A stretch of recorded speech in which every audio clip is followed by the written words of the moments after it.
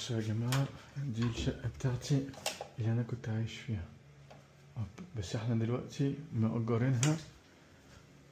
احنا عندنا نظام في فرنسا بيتأجر أوض، فاحنا الشقة أصلا 100 متر، أربع أوض نوم. ده المطبخ والصالون طبعا صغير، بس هي دي الحاجات اللي موجودة.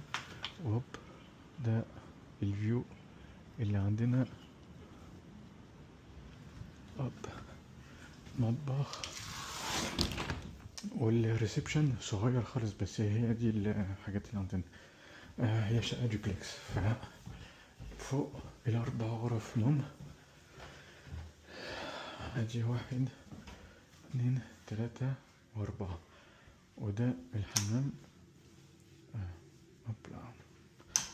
هوبلا. والأوض النوم هما 15 متر، حاجة زي كده.